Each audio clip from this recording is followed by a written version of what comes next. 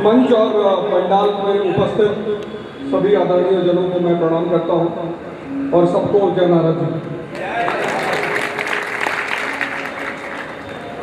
जब मुझे यहाँ निमंत्रण मिला तो पहला प्रश्न यही खड़ा हुआ कि महाराज जी के मंच से बोलना, तो मेरे लिए तो असंभव था। मैं उनसे यही कह के आया हूँ कि आप ही संभालिए। और आज मैं जो कुछ भी हूँ, मैं यहाँ खड़ा हूँ सिर्फ उनकी वजह से।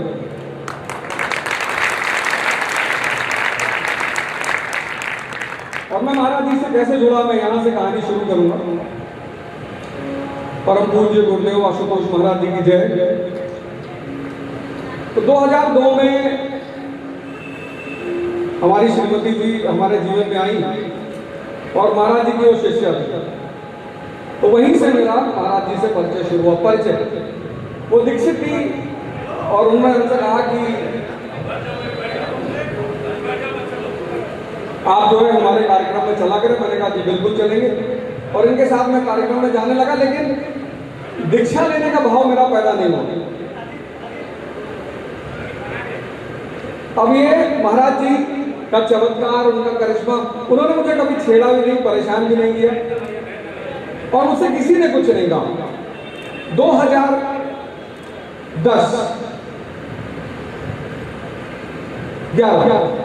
10 जुलाई 2011 मेरी ट्रेन थी इलाहाबाद से चंडीगढ़, कालका मेल, B2 बर्थ नंबर 13। तो हमारा जो उस वक्त इमीडिएट बॉस था, उसका 9 तारीख को फोन आया, कहा ओझा जी आप ऐसा करिए, आप तुरंत चंडीगढ़ निकलिए आज। तो मैंने कहा सर मेरा कल का टिकट है और कल मैं निकल जाऊंगा, कल सुबह मेरी ट्रेन है। बोले नहीं आपको आज ही निकलना है। मैंने कहा सर बहुत दिक्कत हो जाएगी। बोले कोई दिक्कत नहीं होगी, आप लखनऊ पहुंचिए, वहां से फ्लाइट पकड़िए, आप चंडीगढ़ आइए। क्रोध तो बहुत आए, बहुत उल्टे सीधा मैंने मनी मन उनको कहा, लेकिन चूंकि इकोनॉमिक डिप्रेशन चल रहा था, नौकरी कहीं थी नहीं, इसलिए नौकरी छोड़ना जायज भी नहीं।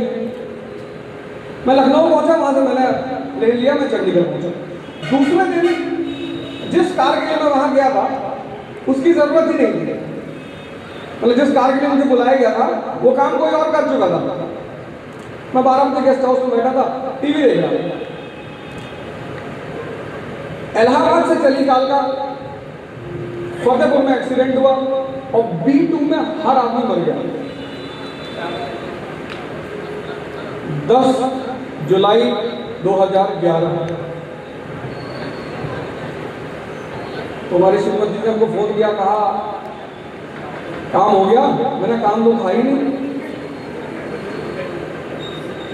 तो बोली दीक्षा ले लो। हमने कहा मैं ले लूंगा, बोला। दूसरी घटना थी 2015 में, डेंगू हो गया। मेरी प्लेटलेट आ गई 5,000। नोएडा के सेक्टर 27 में कैलाश हॉस्पिटल है, 27 सेक्टर में, वहां रूम नंबर 7 में मैं एडमिट था। मेरे कमरे के ठीक बगल में माँ बेटी की डेथ हो चुकी थी। 20,000 में प्लेटलेट में उनकी डेथ हो चुकी थी, 5,000 मेरा था। तो उस रात मुझे लगा कि बस आज जो है आखिरी रात है, सब कुछ खत्म है। और मैं रात में सो नहीं पाया, मैं पलटता रहा इधर उधर। सुबह 4 साढ़े 4 बजे के आसपास, ये 2015 की बात है, महाराज जी समाधि में है। तो महाराज जी आए और अब मैं तो जानता हूं कि वो आए मेरे बगल बैठे। उन्होंने कहा ये जीवन मेरा है। मैंने कहा जी। कह जाओ कुछ नहीं हुआ। उसी दिन सुबह 6 बजे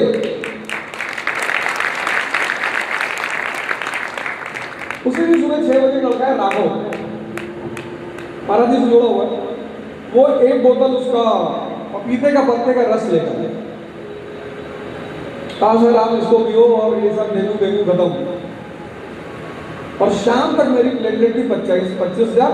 और जैसे ही मैं हॉस्पिटल से निकला, आस्था दीदी भागवत कथा कह रही थी सेक्टर 71 में, और वहीं मैंने कथा सुनी और वहीं मैंने दीक्षा ली और वहीं से मेरा नया जीवन शुरू हुआ। अभी हमारे भाई कह रहे थे जहाँ सच का बोलबाला है वो दरबार है आशु बाबा का, बिल्कुल सही। जहाँ जीवन है का उद्धार है वो भी दरबार है आशु बाबा का।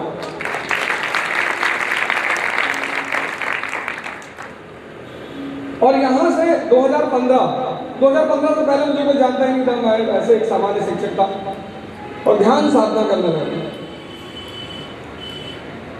तो मैंने अपनी भाई से कहा कि तुम जो 2-2 घंटे बैठी रहती हो ये शुद्ध टाइम वेस्ट है। मैंने उसके लिए एक शब्द इस्तेमाल किया, मैंने कहा ये शुद्ध हरामखोरी है, तुम काम नहीं करना चाहती हो, बैठी रहती हो। कहीं अच्छा, कहीं आपको लगता है आपके अंदर बहुत शक्ति बहुत ताकत है। मैंने कहा बिल्कुल। कहीं आप भी दीक्षा ले ली, आप भी बैठो। तो श्रीमती जी हमारी घंटे 1.5 घंटे 2 घंटे बैठती है। कहीं आज अगर आप 2 घंटे बैठ जाओगे तो हम वैसे तो आपके साथ हैं ही, लेकिन परोक्ष रूप से आपके गुलाम बनकर जीवन भर रहेंगे। तो उससे मुझे एहसास हुआ कि मेरा ही मन, मेरा, किसी दूसरे का नहीं, मेरा ही मन मेरे ही हुक्म मानने को तैयार नहीं। आप सब भाइयों ने जब ध्यान करना शुरू किया होगा तो सबसे बड़ी दिक्कत ध्यान की क्या है? बैठना। हम 40 घंटे 50 घंटे बैठकर मूवी देख सकते हैं, हम 40 घंटे 50 घंटे बैठकर आंख खोलकर कोई भी रंगारंग प्रोग्राम देख सकते हैं, हम 40 घंटे 50 घंटे घूम सकते हैं, गाड़ी चला सकते हैं मैक्सिमम, लेकिन 10 मिनट आंख बंद करके हम नहीं बैठ सकते।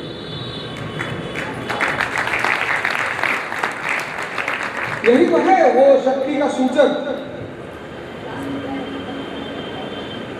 10 मिनट में हमारा मन, हमारे भाई हैं, क्लासमेट है हमारा, तो हमारी सोसाइटी में रहते, कहते हैं यार अगर तुम इतना ध्यान करते हो क्या फायदा? मैंने कहा फायदा ये है कि तुम बादाम का तेल लगाते हो, बादाम का शैम्पू लगाते हो, बादाम का साबुन लगाते हो और खाते हो गुटखा।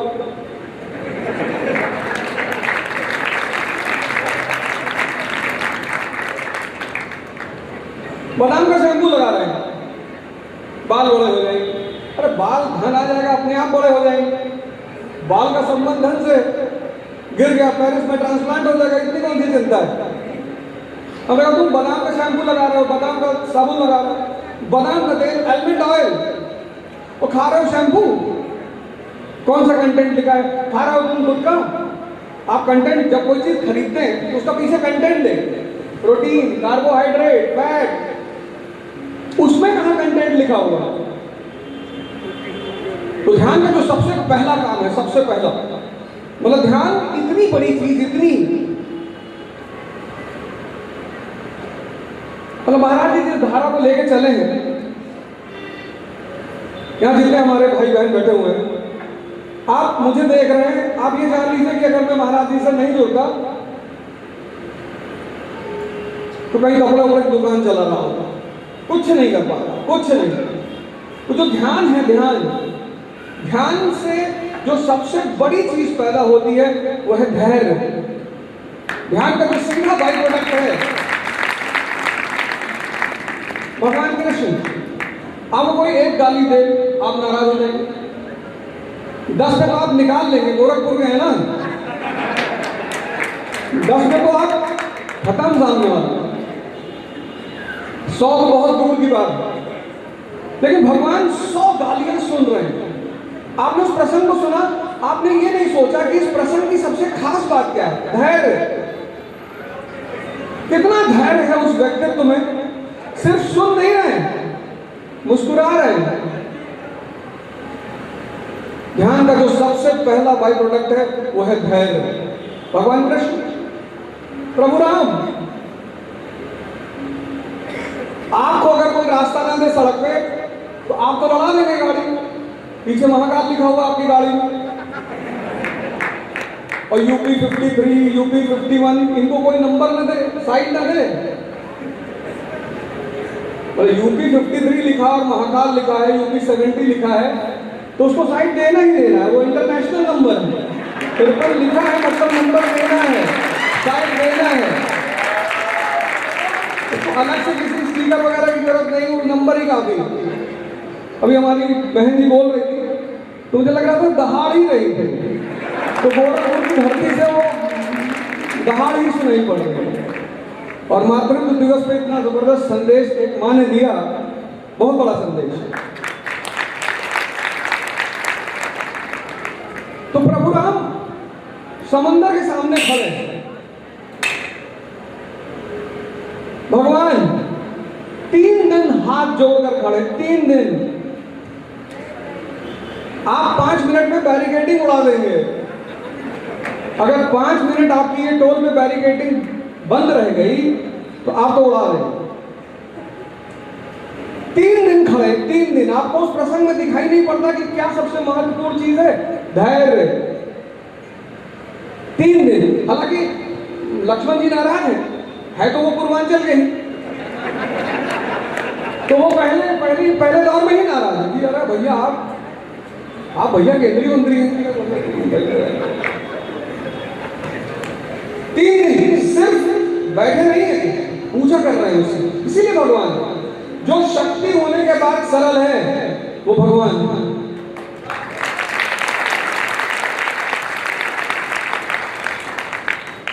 3 दिन।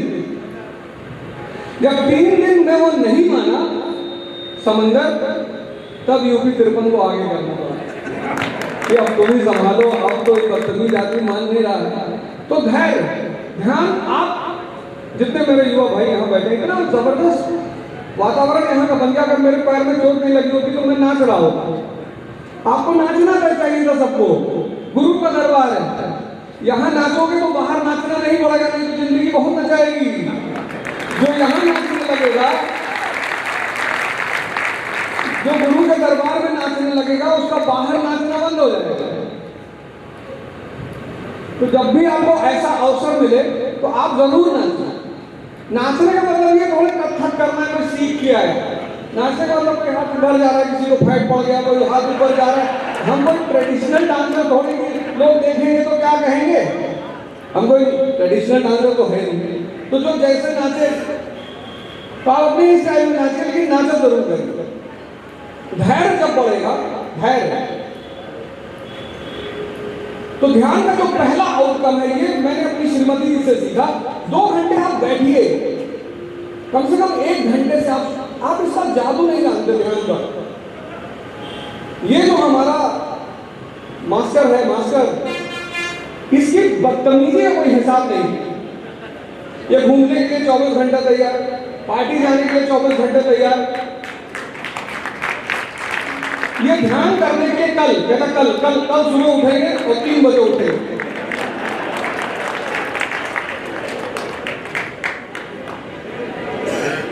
ध्यान का पहला आउटकम है धैर्य। आपको पहला काम करना धैर्य विकसित करना है। आप जितने भाई लोग यहाँ बैठे, आप सारे लोग कंपटीशन वगैरह भाई बहन सब दे रहे होंगे। मैं आपको कह रहा हूँ इस मंच से कि आप ध्यान करिए। आप सबने दीक्षा ली होगी, आप ध्यान करिए। आईएएस तो बहुत छोटी सी चीज है, आप भगवान बनेंगे। जो लक्ष्य आपने लिखा है ना, ये महाराज जी आपको छोटा मोटा लक्ष्य देने नहीं आए हैं। और हम महाराज जी जब समाधि में गए तो हमारे बड़े सारे मित्रों ने कहा कि तुम्हारे महाराज जी कब आएंगे? हम क्या आने वाले हैं, और पहले तुम ही घुमाएंगे।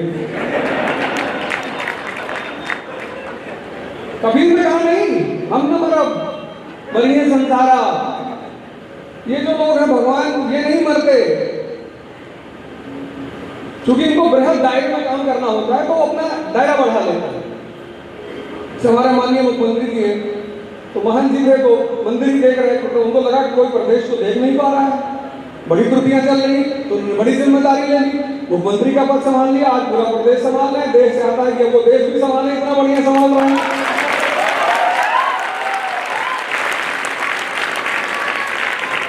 मैं नहीं कह रहा हूँ, तो देश की जनता कह रही है। मैं ये कह रहा हूँ कि अब लोग चाहते हैं, भाई जनता क्या चाहती है? शांति चाहती है, लॉ एंड ऑर्डर चाहती है। और जो जिस प्रदेश का नेता इस तरह का हो कि वो लॉ एंड ऑर्डर के लिए किसी भी तरह पे चला जाएगा, सभी कहते हैं जनता की सबसे पहली रिक्वायरमेंट है लॉ एंड ऑर्डर और दूसरी रिक्वायरमेंट है समृद्धि। आप जब ध्यान करेंगे तो प्रतिदिन आपका धैर्य बढ़ेगा, नहीं तो दुर्योधन वाली स्थिति हो जाएगी। बात बात पे धोती उठा के भागेंगे आप और मिलेगा कुछ नहीं, शक्ति कितनी भी हो जीतेंगे नहीं। दुर्योधन इसी बात का तो सूचक है, धैर्य नहीं है उसके पास, हमेशा उत्तेजना में है। मामा हाँ, इतना उत्तेजना में है वो, उसका उत्तेजना उसकी पराजय का कारण है। और भगवान कृष्ण के पास धैर्य है, भगवान राम के पास धैर्य है। धैर्य से क्या पैदा होती है? समझ। कितना अंतर संबंध है इन शब्दों का। ध्यान, ध्यान से धैर्य, धैर्य से समझ। समझ किसी किताब में थोड़ी लिखी हुई है, नहीं तो बड़े बड़े राजाओं के घर में पैदा हुए लोग भी राजा हो गए। मोदी जी हमारी आपकी तरह सामान्य घर में पैदा हुए, दूसरी बार भारत के प्रधानमंत्री। समझ, धैर्य। लोग तो कह रहे हैं तीसरी बार भी बनेगा, पता नहीं, लोग तो कुछ भी कहते रहते हैं, लेकिन लोग कह रहे हैं समझ, समझ। एक रात एक बुढ़िया के घर में एक चोर कूदा और वो बूढ़ी माता जाग रही थी। अब बूढ़ी माता 80-85 साल की महिला, वो क्या चोर से लड़े? तो उन्होंने चोर से कहा कि बेटा, तो चोर ने देखा, बोला माता जी देख लिया? बोला बेटा कोई बात नहीं, मैं अपनी बहू से बहुत परेशान हूँ और उसका सारा सोना चांदी गहना इसी बक्से में रखा हुआ बगल में, तो तुम उठा ले जाओ। लेकिन इससे पहले कि तुम उसको उठा के ले जाओ, मैं चाहता हूं तुम मेरी एक कहानी सुन लो। मेरे कोई सुनता नहीं बेटा, मैं बोलने के लिए परेशान हूं। लोग मुझसे कहते बुढ़िया बुढ़िया बुढ़िया, पागल हो गए, कोई मुझसे बात ही नहीं करते। तो बस 5 मिनट तुम मेरे पास बैठ जाओ और यहाँ जहां जहां पैसा और धन रखा है मैं सब बता दूंगा। चोर बड़ा हो यार, ये तो संकट ही सब खत्म हो गई, चुनौती ही खत्म हो गई। तो चोर बैठ गया बुढ़िया माता के पास। तो माता जी ने कहा बेटा, एक बार मैं रेगिस्तान में जा रही थी और जब बीच रेगिस्तान में पहुंची तो एक चील मेरे ऊपर से गुजरी और उसने मेरे ऊपर झपट्टा मारा। बेटा जब उसने ऊपर मेरे ऊपर झपट्टा मारा तो मैं डर गई, तो मैं चिल्लाई पंकज पंकज पंकज। तब तक वो बुढ़िया माता का बेटे का नाम था पंकज जो निकल आया।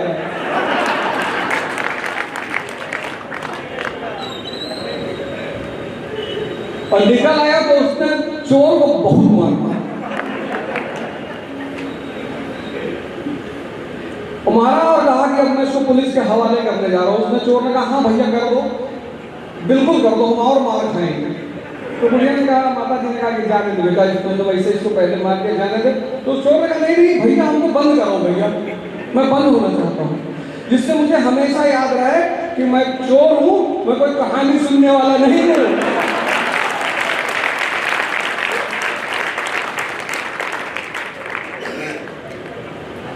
ध्यान दो, ध्यान।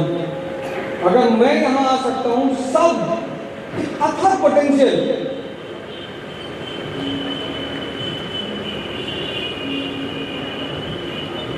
ध्यान ऐसी शक्तियों को जागृत करता है, ऐसी। और इस देश की सबसे खास बात रही है, इस देश की महानता ध्यान ही तो है, ज्ञान। भगवान बुद्ध से कहानी शुरू हुई, महाशक्ति बना देश। आज जापान जैसा देश, वहां आपने गाड़ी का नाम सुना होगा मारुति का, ज़ेन। ज़ेन उसका हिंदी टर्म है ध्यान। जब वो ध्यान चाइना पहुंचा तो बन गया ध्यान, और जब वो ध्यान जापान पहुंचा तो बन गया ज़ेन।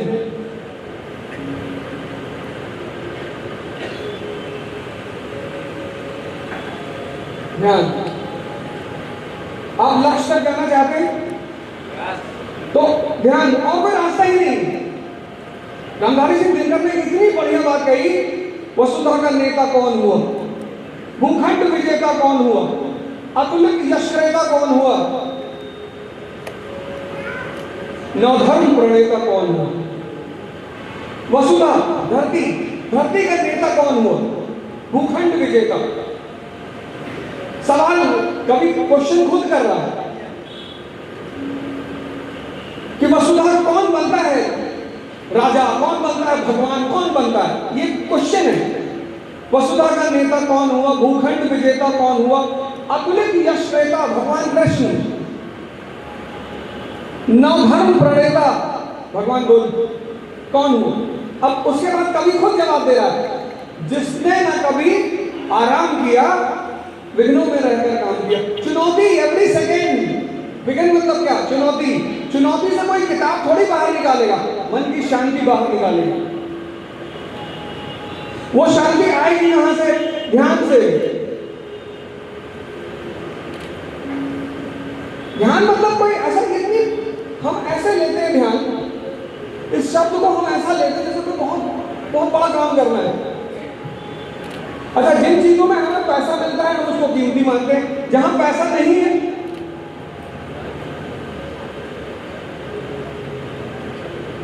वर्षों से वन में घूम घूम बाधा विघ्नों को चूम चूम, सहधूप घाम पानी पत्थर, पांडव आए कुछ और निखर। एक महान आदमी बताइए, एक जिसके जीवन में संघर्ष ना रहा, सपना संघर्ष, इन दोनों की मां है साधना।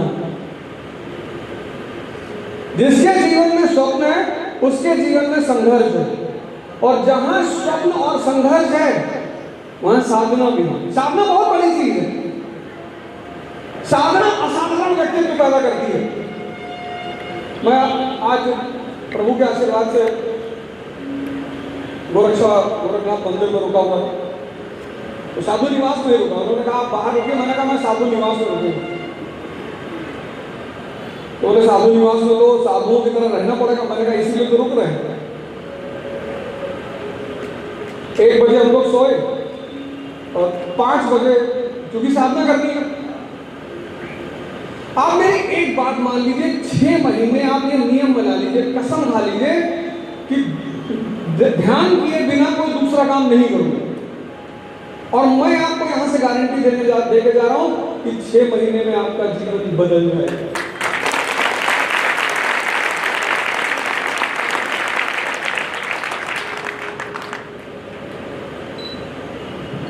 और ये लाइन अपने चिपका लीजिए सामने, वर्षों से वन में घूम घूम बाधा विघ्नों को चूम चूम। तो ध्यान से धैर्य पैदा होता है, धैर्य से समझ कि मैं चोर हूं, मैं कहानी सुनने नहीं आया हूं। बुढ़िया बुढ़ा कितना समझ है। कौन सी किताब में लिखा था कि जब चोर आपके घर में घुसे तो ऐसा करना।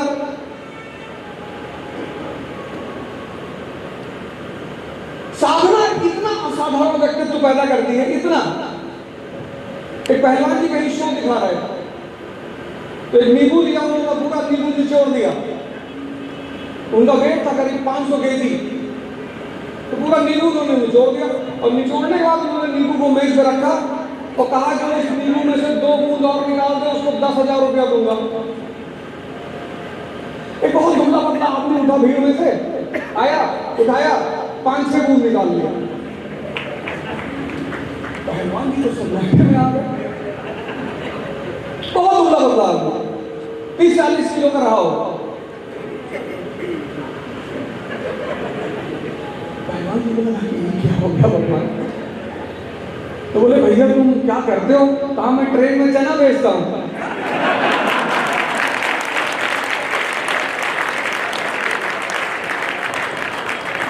साधना,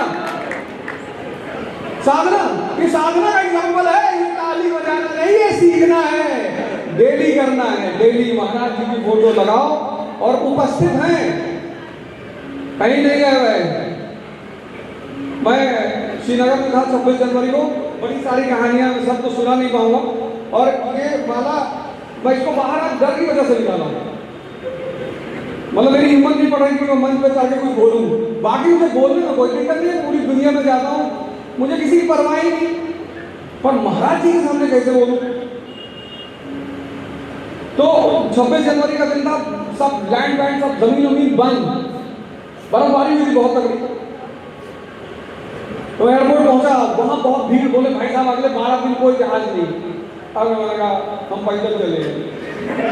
हमको भैया जाना है बहुत जरूरी। तो ये माला मेरी जो है ये ऐसे इस शर्ट के बीच में जगह होती है, तो ये पोर्शन निकला हुआ था। अब भगवान जाने कैसे निकला हुआ। तो काउंटर में जो लड़का था उसने कहा कोई सीट नहीं है। फिर वो बाहर निकला, हमने कहा भैया कहीं की बना दो, कहीं की, ऑस्ट्रेलिया की बना दो। कहा भाई है ही नहीं है।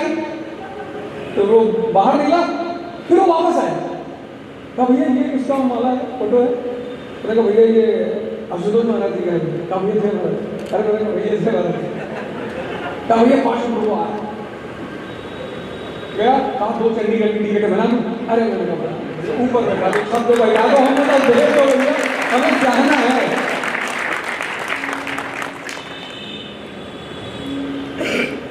और महाराज जी एक ही चीज पे फल देते हैं, जो साधना करे। आपकी कितनी पूजा करो, कितनी आरती करो, किसी के नहीं सुनने वाले हो, किसी की सुनने वाले नहीं। आप दिन भर खड़े रहोगे सामने, आरती करते रहो। जो मेरा अनुभव है, जो साधना करता है उससे वो बहुत खुश है।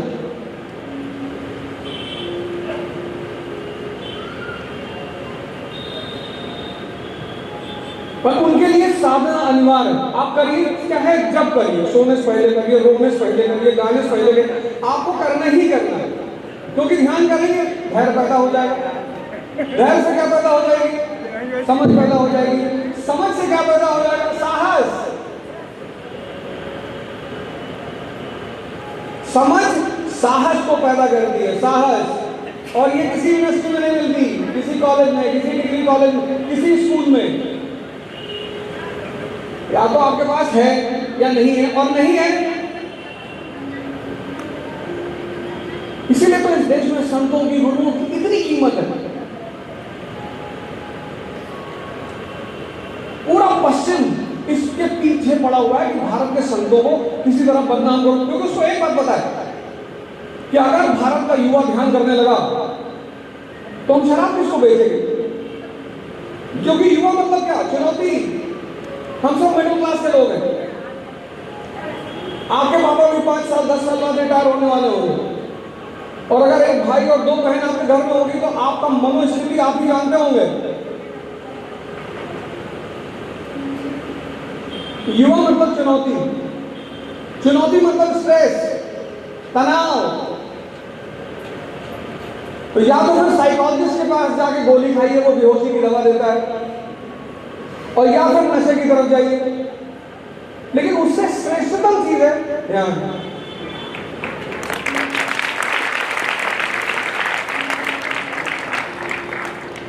शिवाजी, हमारे आपकी तरह छत्रपति शिवाजी एक जमींदार के बेटे शाह जी के,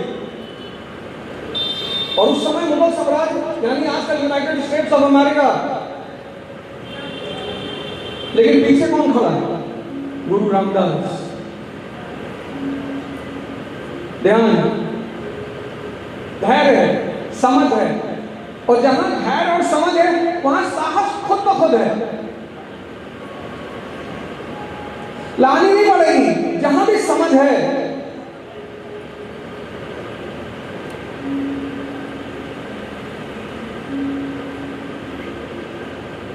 समझ किसी किताब में छुपी हुई है।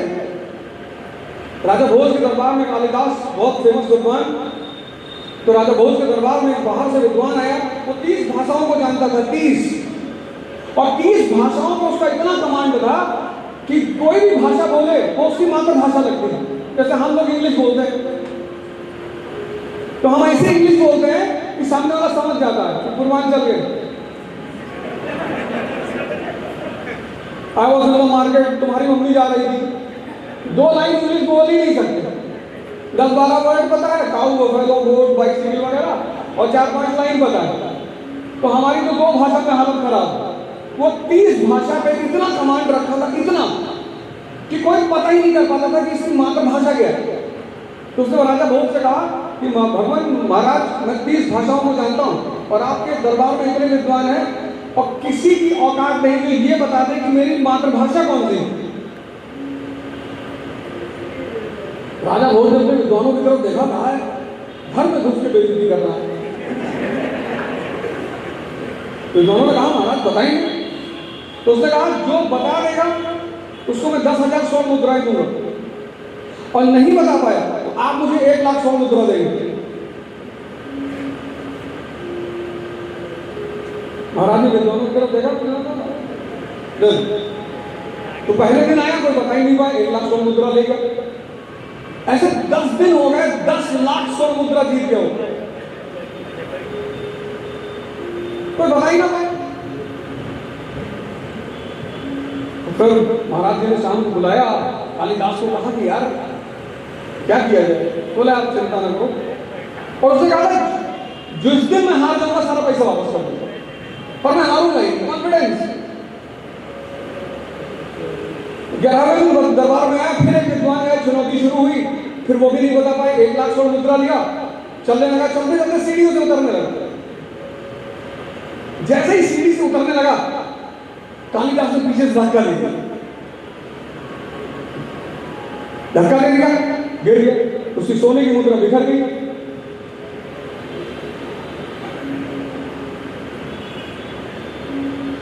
जैसे वो गिरा, सोने की मुद्रा बिखरी, वो पलट कर गाली देने लगा। जैसे गाली दिया, कालिदास ने कहा यही तुम्हारी मातृभाषा है।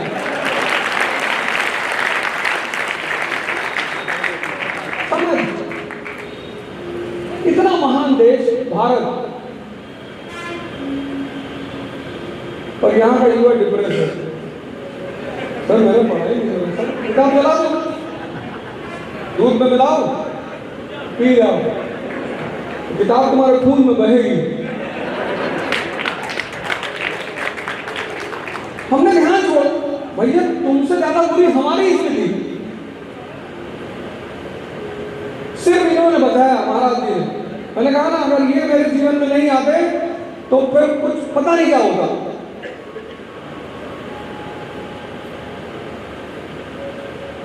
लल्लाटॉप पे जब मेरा इंटरव्यू था तो मैंने इस बात को जिक्र किया था। सौरभ द्विवेदी जी ने मुझसे पूछा तो मैंने तुरंत महाराज जी का जिक्र किया कि अरे भारतीय संस्कृत में एक शब्द है द्विज। द्विज मतलब बॉयज बॉर्न, जो 2 बार पैदा होता है। तो व्यक्ति को एक जन्म उसकी मां देती है और दूसरा जन्म गुरु देता है। बहुत प्यारा सिद्धांत। तो ध्यान से पैदा होगा धैर्य, धैर्य से पैदा होगा समझ, और समझ से पैदा होगी साहस, और साहस के बल पे तो विवेकानंद ने पूरी दुनिया को जीत दिया। सेना की जरूरत ही नहीं हुई।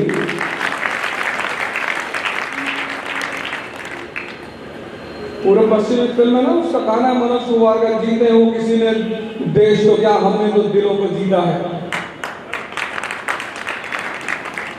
पूरी दुनिया निराशा में परेशान। पहले हमारे यहाँ कोई कपड़ा थोड़ा सा फटा पहन ले तो हम कहते थे गरीब हैं। आज लोग फटा खरीदते ही तो यहाँ पहना तो माफ करे। क्या दिमाग की स्थिति हो गई, मतलब अजीब सा दिमाग हो गया लोगों का, अजीब सा। हमारी सोसाइटी में मैंने गलती से अपनी गाड़ी एक साथ की पार्किंग में खड़ी कर दी। अब वो गलती से देर हो गई, मैंने खाली करके चला, वो तुरंत सुबह भागते हुए आए मेरे फ्लैट। मैंने कहा जी कभी सौभाग्य से आप में से कोई मेरे घर आएगा तो जैसे ही दरवाजा खोलेगा तो सामने महाराज जी की पूरा वॉलपेपर लगा हुआ है। क्योंकि जो भी मेरे घर आए तो कम से कम उसे पता तो चले कि मेरा जीवन कैसे बदला। लेकिन अगर मेरे घर आज तक 100 लोग आए तो सिर्फ एक आदमी ने पूछा कि ये कौन है, किसी ने पूछा ही नहीं।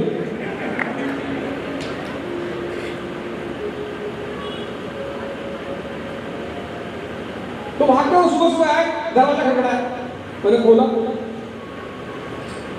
यूपी 43 से, वो भी यूपी 43 भी अलग ही जगह है। UP 53, UP 43 Gonda. मैं बहुत कुत्ता आदमी हूं। तो मैंने उनसे सिर्फ इतना पूछा कि भैया नस्ल कौन सी है। अब उसने मेरी कौन सी गलती, आप ही ने तो कहा। और कुत्ते का व्यवहार नस्ल के हिसाब से होता है। Rottweiler, German shepherd, shih tzu, Doberman. तो कभी भी ऐसा नहीं कि सारे कुत्ते समान, सबका नस्ल अलग है। पिटबुल, उस पर तो बैन है रखने के लिए। तो मैंने उनसे सिर्फ इतना कहा कि भैया, तब उन्हें याद आया यार ये मैंने क्या करना है। हाँ देखो देखो देखो बदतमीजी कर रहा हूँ, देखो तुम। मैंने कहा भैया आप ही ने कहा है ध्यान का अभाव है।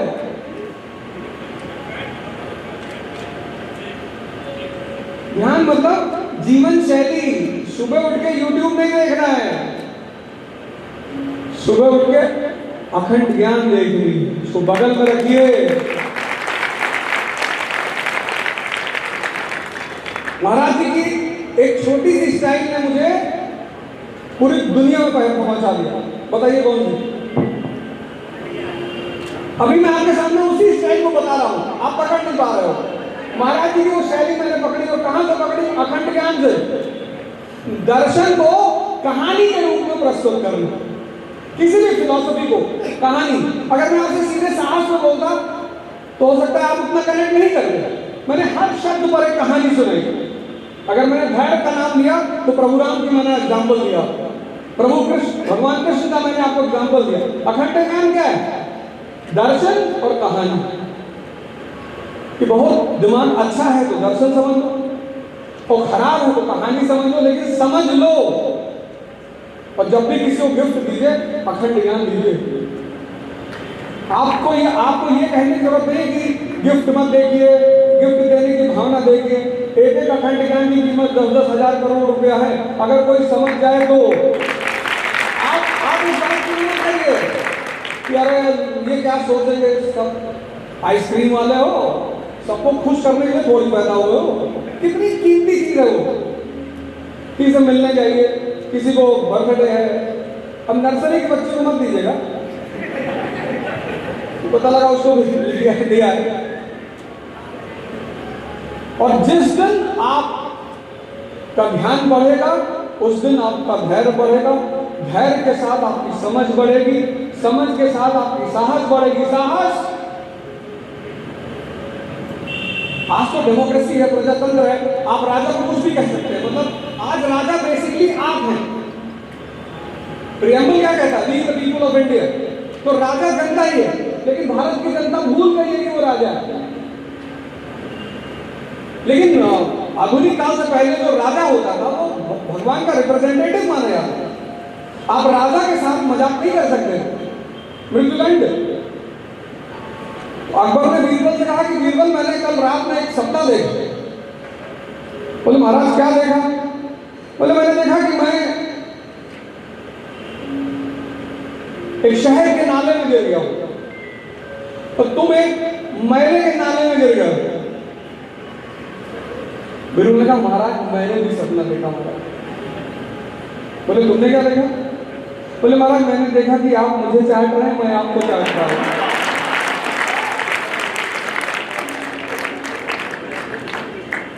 ये साहस किसका परिणाम है? समझ का।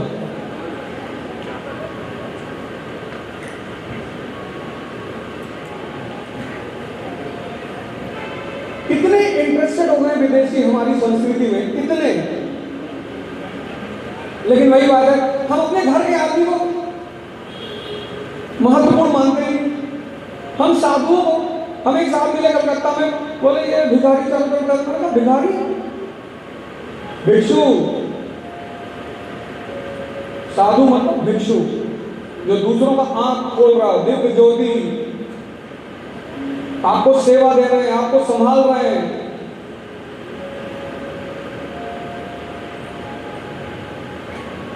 भारत की परंपरा है भिक्षु परंपरा। भिक्षु से हमारे संस्थान में भाइयों ने, कुछ बहनों ने व्रत ले लिया कि हम सेवा करेंगे, वो भिक्षु हैं।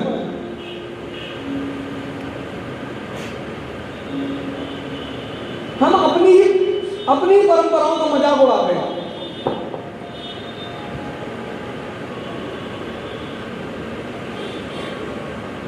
क्यों? क्योंकि हम उसकी कीमत नहीं समझ रहे हैं। हनुमान जी किसके एग्जाम्पल? ध्यान के। भारतीय संस्कृति में भगवान हनुमान है, वो किसके एग्जाम्पल? ध्यान के। श्री गुरु चरण सरोज रज। लेकिन वो ध्यान आदमी सीखेगा कहां? गुरु की शरण में जाकर। हम सिर्फ हनुमान चालीसा पढ़ ली, उसका अर्थ निकालने का प्रयास नहीं करते। मैं यहाँ बैठा हुआ था, मेरे पैर में चोट नहीं लगी होती, मैं नाचता, इतना भैया लोगों ने भजन से इतनी एनर्जी पैदा कर दी थी, इतनी एनर्जी, और सारे ध्यानी ही बैठे हुए यहाँ पे। तो जब सारे ध्यानी बैठे हैं तो आपको एहसास हो रहा होगा कि यहाँ का एनर्जी स्तर क्या है। और इतनी एनर्जी वाले 100 लोग मिल जाए तो पूरी दुनिया पे कब्जा। एक आदमी ने कर लिया है, एनर्जी का ही तो खेल है। आज यूपीपीसीएस की परीक्षा है, तो सुबह सुबह साहब का फोन आया कि सर घबराहट बहुत हो रहा है सर। हमने कहा शोले पिक्चर देखे हो? कहा नहीं देखे। तब जाओ। नहीं बोले बाद में देख लेंगे। हमका कोई फायदा नहीं। उसमें एक डायलॉग है, जो डर गया समझो मर गया। अब परीक्षा देने जा रहे हो, अब लड़ाई करने से पहले तलवार चलाते चलाते उपदेश थोड़ी सुनोगे, और उपदेश सुनोगे डाल देगा सामने वाला। अब जाओ। युवा मतलब युद्ध, युवा मतलब चुनौती, युवा मतलब संघर्ष। उन सब में आपको हमको कौन संभालेगा? ध्यान।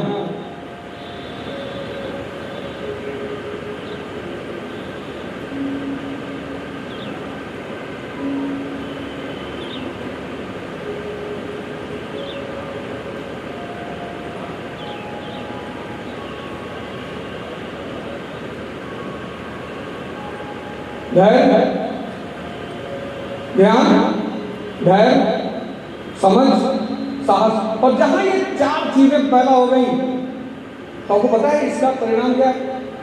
इसका परिणाम एक बहुत प्यारी चीज है, आत्मविश्वास। इन चारों का परिणाम है आत्मविश्वास।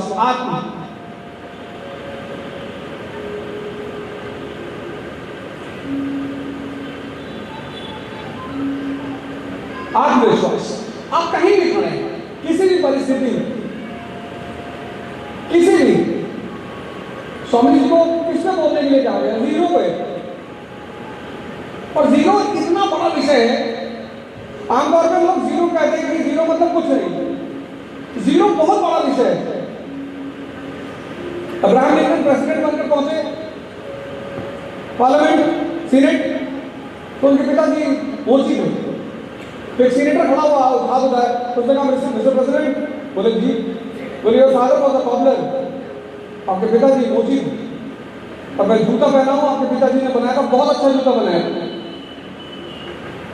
उन्होंने कहा थैंक यू सर, मेरे पिताजी की तारीफ करने के लिए। और जैसे आज आप मेरे पिताजी की तारीफ कर रहे हैं, कल आपके बच्चे मेरी तारीफ करेंगे अमेरिका के प्रेसिडेंट के रूप में। इसको कहते हैं आत्मविश्वास। YSS के युवाओं को मोटिवेशन नहीं लेना, मोटिवेशन देना है एक एक आदमी को। ये महाराज जी ने सेवा सौंपी है। ये हमने दिया जलाया, तो दिए की खासियत क्या है?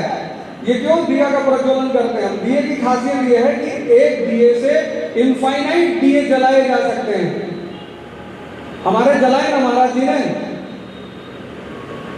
तो बाहर जिनके बुझे, अब जिसमें बत्ती ही नहीं है उसको आप ज्यादा टेंशन मत लीजिए। कुछ दिए आपके मिलेंगे, बत्ती ही नहीं है उसमें, कहां जलाएं? छोड़ दीजिए, जाने दीजिए। अपना फर्ज निभाइए, आप अपनी बात बताइए, टेंशन लेने की जरूरत नहीं। मैं कई बार जब हमारे यहाँ सेवा लगती है, हमें भी जाना होता है सोसाइटियों में, लोगों को बुलाने जाना होता है, अखंड ज्ञान देने जाना होता है, तो बहुत लोग मजाक उड़ाते हैं। मेरी तो कोई नहीं उड़ाता। मैं तो यूपी 53 की गाड़ी लेके जाता हूँ। मेरी तो हमारे मित्र है यहाँ से, सौभाग्य से मेरा घर पुश्तैनी इलाका गोरखपुर में, बड़हलगंज एक जगह पड़ती है, और बड़हलगंज के पास एक गांव है उझौली, ओझा लोगों का गांव है। तो 4 पुष्ट पहले मंदापुर के महाराजा के यहाँ हमारे घर वालों ने पूजा पाठ कराया था, तो उन्होंने एक गांव दे दिया। तो बोलते ना कि यहाँ हमको निवासा मिल गया, एक दिन वहां जाके बस गया। लास्ट बात,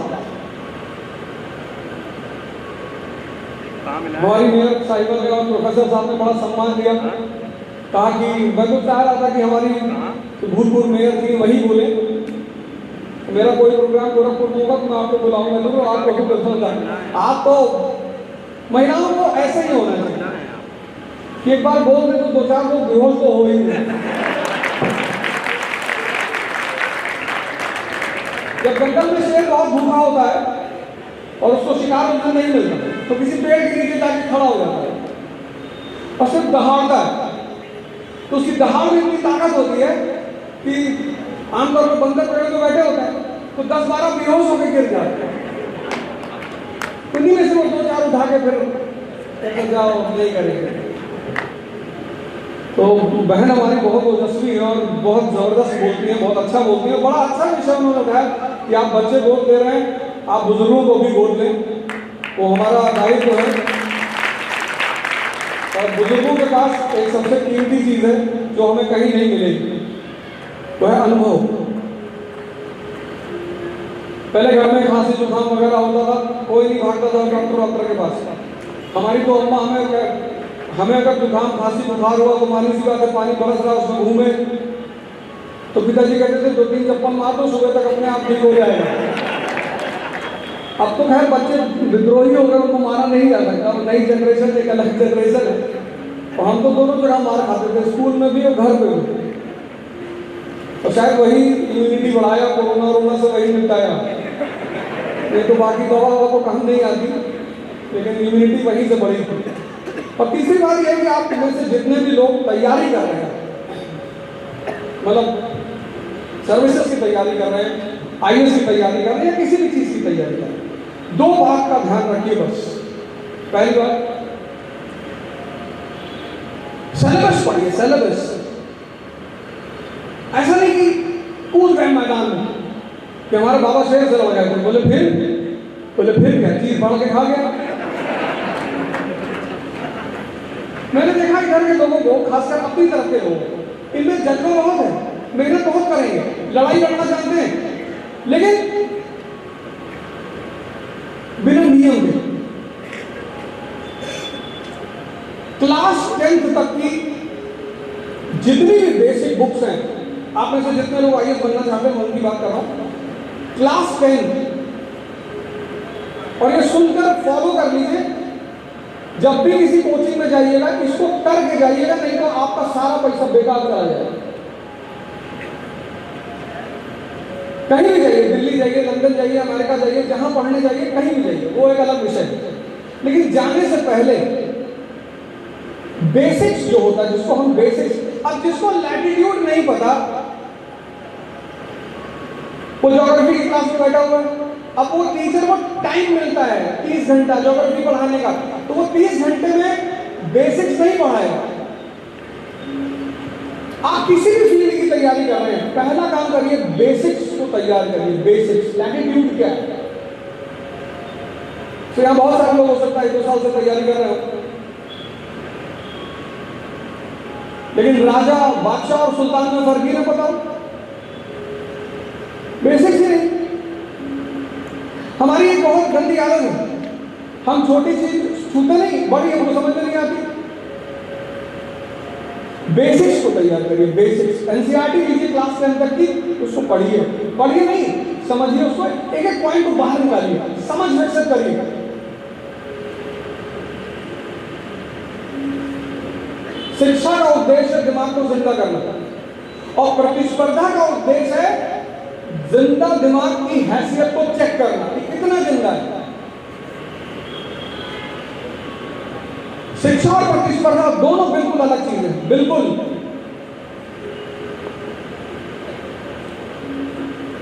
शिक्षा का उद्देश्य है दिमाग को जिंदा करना, प्रतिस्पर्धा का उद्देश्य है जिंदा दिमाग के स्तर को चेक करना कितना है।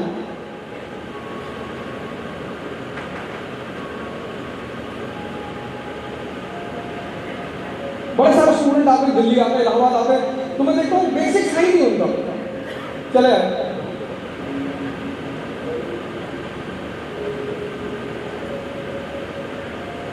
और जिसको भी अपने परिवार में, अपना परिवार मतलब हमारा तो यही परिवार है, दिव्य ज्योति जागृत संस्थान परिवार ही है, हम सब इस परिवार के हिस्सा हैं। हमारे पिता हैं आशुतोष महाराज जी, और हम सब इस परिवार के हिस्सा हैं। तो जब भी मैं तो कमल भैया बुला के लाए, मैं बहुत दिल से आभारी हूँ इनका। तो जब भी भैया बोलेंगे आपको यहाँ गोरखपुर के लोगों को जब भी लगेगा, तो मैं एक बार अपनी तरफ से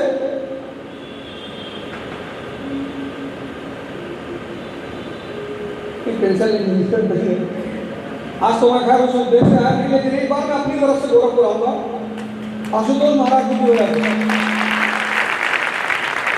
ऐसे तो मैं आता ही रहूंगा, संस्थान की तरफ से तो मैं लगातार आता रहूंगा, लेकिन कंपटीशन में जो सेमिनार होता है जिसपे 3 घंटे 4 घंटे आपको एक पूरी प्रारूप बताई जाती है, तो आप भैया से सारा व्यवस्था कर लीजिएगा। जहां भी आप बोलेंगे मैं आकर उस पूरी तैयारी की रूपरेखा 3-4 घंटे आपके साथ बैठकर डिस्कस करूंगा, ये मेरा आपसे वादा है।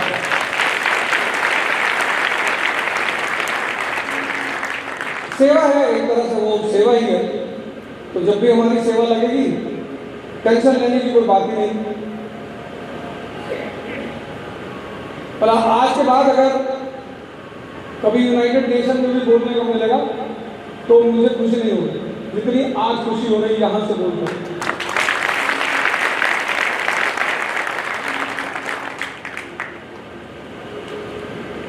महाराज जी की महिमा है, उन्हीं की सेवा है, उन्होंने ही भेजा है, वो सब मुझे पता था कि उनका ही हुक्म है, सब कुछ उन्हीं का है, जीवन ही उन्हीं का है।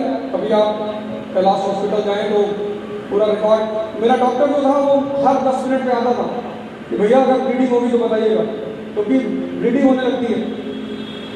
तो उसने कहा भैया ब्लीडिंग होगी तो बताइएगा, भैया जैसे ब्लीडिंग होगी बताइएगा। तो हल्की सी एक बार ब्लीडिंग नाम से हुई थी, हल्की सी, तो बर्फ दिया था उसने लगाने के लिए। तो उसने कहा था कि अगर स्टूल में ब्लीडिंग होगी तो तुरंत बताइएगा। अब जब वॉशरूम जाते हैं तो बोले स्टूल में ब्लीडिंग, और डेंगू की सबसे उच्चतम दवाओं में से है पपीते के पत्ते का रस, तो हमें तो उसी ने जीवन दिया। और 5000 प्लेटलेट शायद ही कुछ लोग बचे हों। 5000 का मतलब आपकी बॉडी का मल्टी ऑर्गन फेलियर होना ही है, लेकिन महाराज जी ही लेकर आए मुझे, उन्होंने मुझे जीवन दिया। तो मैं आप सबसे इस मंच से निवेदन करूंगा, जितना मुझे पता था मैंने आपके साथ अपना अनुभव शेयर किया, ध्यान जरूर करें, ध्यान जरूर करें और साधना करें उस चलने वाले की तरह कि कितना भी बड़ा पहलवान आपके सामने आ जाए आपको टक्कर न दे। और 2 चीज को आप, गुरु भाई, मैं भी आपका भाई हूं, तो एक गुरु भाई की तरफ से आप मुझसे 2 चीजें डायरी में लिख लें और करें ही। आगे ये बना लें कि मैं सुबह उठूंगा पहले ध्यान करूं, मैं 5 बजे उठा, साधना में बैठा, योगी जी लोग आए तो देखे कि बैठे हुए हैं, मतलब आपको अपनी जीवन की प्रायोरिटी बना लें। और 6 महीने बाद जब हमारी आपकी मुलाकात होगी तो आप कहेंगे कि नहीं बिल्कुल। और हर आदमी को वन में घूमना है, संघर्ष करना है। बाकी आप में से अगर किसी को कोई सवाल पूछना हो तो प्लीज।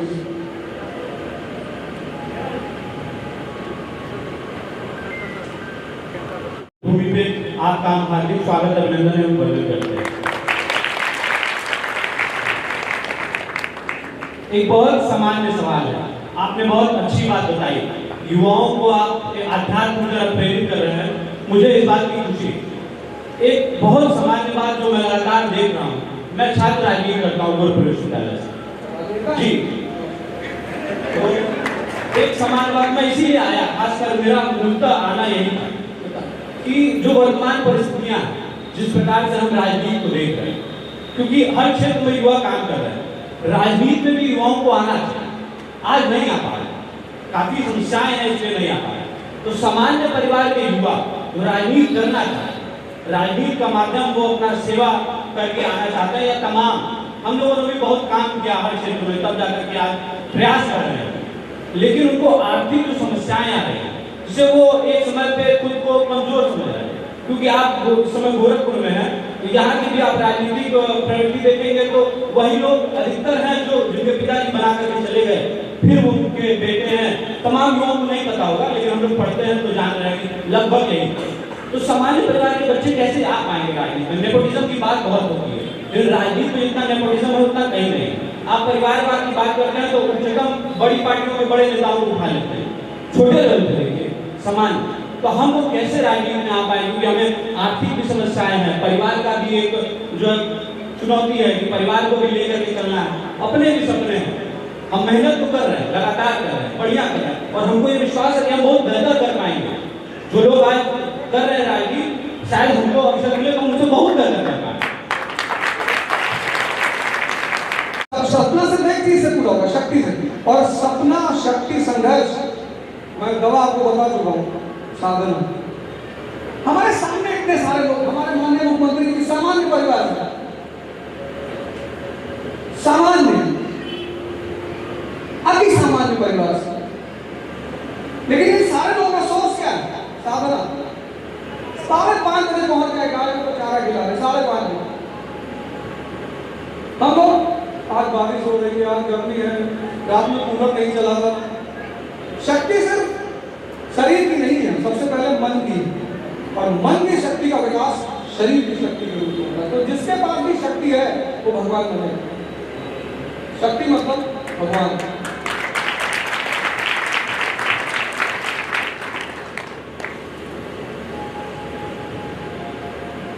चलिए, बहुत अच्छा लगा आज यहाँ गोरखपुर आकर। एक दो सवाल पूछ लो बस भैया। अच्छा दे दो भाई। मेरा नाम आशुतोष चतुर्वेदी। सर, जब हम संघ लोक सेवा आयोग की तैयारी करते हैं सर, तो सिलेबस को लेकर सर थोड़ी कठिनाइयाँ आती हैं, और सर जो मेंस का तो सर हम लोग प्रश्न लिखते हैं सर, तो सर प्रश्न को देख करके थोड़ा सा कठिनाइयाँ हो सकती है सर, इससे कैसे हम लोग कर सकते हैं? कौन सा प्रश्न? जैसे सर मानिए कि अगर हम हिस्ट्री में भी सर अगर लिखते हैं, जैसे मानिए कि अगर 21वीं सदी में सर जैसे कि जो भी सब प्रश्न लगा आता है सर, तो सर कितनी बार आएगा इसका मेंस रिव्यू? कितनी बार एग्जाम दिए? सर एग्जाम में सर प्रिपरेशन करना है सर। CRR और SLR में क्या फर्क होता है? कैसे? CRR कैश रिजल्ट रेशियो और SLR दोनों में फर्क क्या है? सर तुम पढ़ेंगे लिखोगे कैसे यार? तुम तो वही करो कि सब पालना खरीदने गए, शादी हो गई, सोच रहे हैं शादी बाद में करेंगे, पहले शादी तो करो। लिखने की बात आती है जब आप पढ़ लेंगे। बार आऊंगा तो पूरे दिन का टाइम लेकर आऊंगा, मैं एक एक आदमी के सवाल का जवाब दूंगा, और बहुत ही मतलब मैं इतना अंदर से खुश हूं कि मैं एक्सप्रेस ही नहीं कर पाऊँ। पहले तो मुझे लग रहा था कि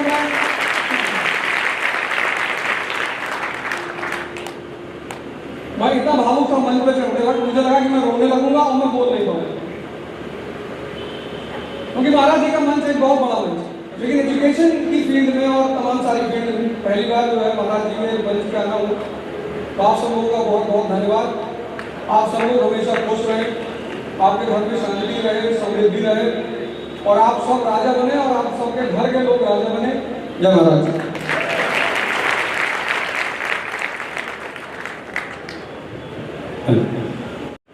आदमी को विश्वास देना, जैसे फॉर एग्जाम्पल क्या कर रहे हो अभी? MA कर रहे हो। अब तुम MA में अगर यूनिवर्सिटी टॉप कर गई और दैनिक जागरण के फ्रंट पेज पे तुम्हारी फोटो आ गई, तुम्हारा पिता अपने आप को बेच कर तुमको पढ़ाया,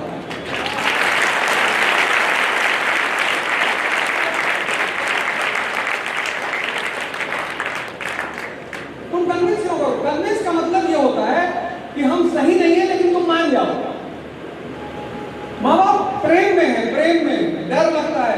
1 अरब 50 करोड़ लोग इस देश में रहते हैं, लेकिन जिसकी बेटी किरण बेदी की तरह, माननीय किरण बेदी जी, मतलब जिन स्त्रियों ने,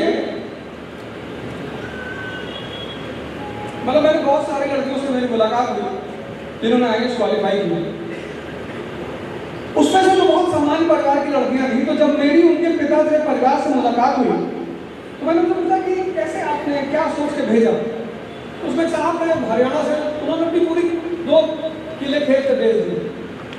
मैंने कहा इतना बड़ा रिस्क ले लिए, खेत को सब भेज दिए, पढ़ने भेज।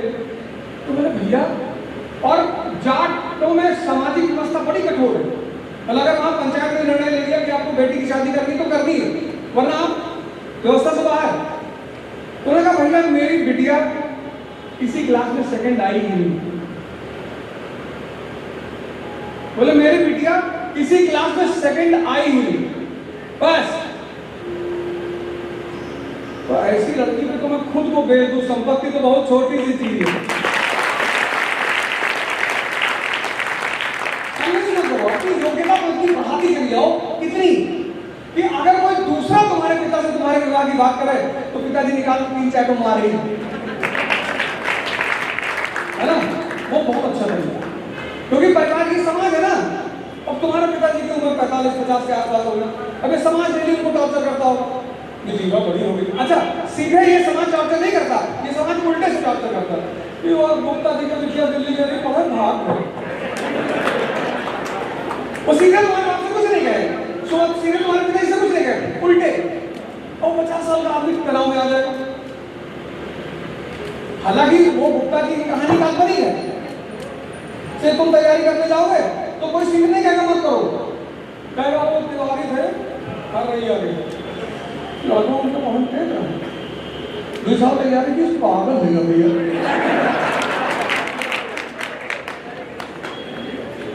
तो 50 साल का आदमी समाज से लड़ने में थोड़ा कमजोर पड़ जाता है। एक आदमी थोड़े तुम्हारे पिताजी के पीछे पड़ा होगा, 50 लोग पड़े होंगे, ऑफिस में, बाहर, रिश्तेदार,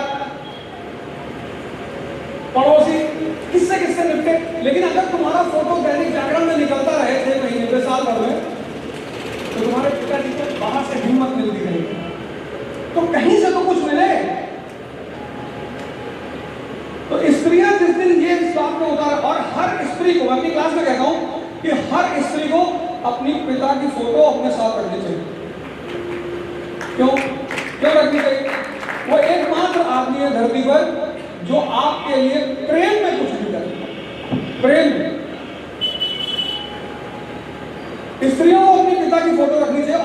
और मिडिल क्लास को आधी जिंदगी पढ़ाने में बिता दी, फिर शादी करनी है, शादी में लोग दहेज मांगेंगे ही, चाहे लड़के को बाई आंख से कम दिखाई पड़ता हो। इस देश में अजीब अजीब प्रथा है ना, लड़की देखने जाते लोग, ये नहीं खुद को सीखने पहले देख ले। कभी भी लड़की देखने लगे जाए तो अपने आप को भी देखना चाहिए। और लड़के वालों घर जाओ, कहते वो पिछली पार्टी आई थी, पार्टी ठेकेदार हो? नहीं भैया, हम तो घर जाते नहीं, हम 1-2 बार गए शादी विवाह में, बवाल हो गया, हम जाते नहीं। हमारी खुद की बहन की शादी में हमको बुलाया गया, और जब बुलाया गया तो मेरे साथ 7-8 लोग लगाए गए, क्योंकि पहली बार जो शादी देखने लोग आए तो बहन हमारी इतनी पढ़ी लिखी, वो लड़का आके बैठा, पूछा कि सचिन तेंदुलकर को जानती हो? अब जो लड़की पीएचडी कर रही हो, तो मैंने उसे बोला कि उठा के डंडा मार दो, 3 डंडा खींच के। तो जो आदमी पीएचडी कर रहा है उससे आप सवाल कर रहे हैं, आप मास्टर हैं, तो सवाल हो गया उन्होंने, क्या भैया मेरे घर में शादी नहीं होती। तो दोबारा शादी वादी सब तय हो गई, फिर शादी में हमें बुलाया गया, उसमें भी 5 लोग मेरे साथ लगाए गए कि भैया इनका नजर रखो। और लास्टली उसमें भी बवाल हो गया। 1 बजे एक आदमी आइसक्रीम ढूंढ रहा था, नाराज, आइसक्रीम मुझे नहीं मिली, और सौभाग्य से मेरे ही सामने पड़ा। हमने अपने घर में खाओ कभी आइसक्रीम? बारात में जब जाए और लड़की के घर तो वो मिट्टी रोटी दे तो उसको खा के उसकी तारीफ करें। आइसक्रीम और कोल्ड ड्रिंक और लस्सी और पराठे ये सब क्या मांगे? वो बिटिया तो दे ही रहा है। किसी के घर से आप जिंदा चीज लेकर आ रहे हो और उसके घर जाकर आप लस्सी मांग रहे हो। तो मैं बेटियों से, बहनों से कहूंगा, अपने आप को इतना ताकतवर बना लो, इतना कि जब तुम्हारे माँ बाप को समाज का सामना करना पड़े तो वो तारीफ भी सुने, परसों तुम्हारे साथ खड़े हो जाएंगे। तो आज मेरे पास थोड़ा समय का अभाव भी है, मैं बहुत और उसमें दो चीज़ की बड़ी ज़रूरत होती है, एक डिसिप्लिन की, एक डायरेक्शन की। तो इस प्रोग्राम का पूरा उद्देश्य है उस D² को देना, डायरेक्शन और डिसिप्लिन, यही इसका कोर उद्देश्य था, लक्ष्य प्रोग्राम। तो सर जो यूथ हैं सर उनको क्या संदेश देना चाहेंगे सर यहाँ से? मैंने पूरा संदेश दिया कि साधना करिए और अपने आप को महान बनाइए, इतना महान बनाइए कि भारत अगर विवेकानंद के नाम से जाना जाता है तो कल आपके नाम से भी जाना जाए। सर आज के टेक्नोलॉजी के ज़माने में जो यूथ कहीं ना कहीं आध्यात्म से दूर होता जा रहा है, उनके लिए क्या मतलब? नहीं, टेक्नोलॉजी बहुत प्यारी चीज़ है, लेकिन बहुत ज़्यादा इस्तेमाल करने पे उनको शीशा बना देगी। तो शीशा बना देगी तो कोई भी उठा के फेंक देगा, तो लेकिन जो माइंड पे स्ट्रेस पड़ता है, स्ट्रेस पड़ रहा है और सोचने की क्षमता खत्म हो रही है। तो टेक्नोलॉजी का उतना ही इस्तेमाल किया जाए, जैसे चाकू का इस्तेमाल सब्जी काटने के लिए, फल काटने के लिए, हिंसा करने के लिए नहीं है, वही सिद्धांत टेक्नोलॉजी में भी लगाया जाए।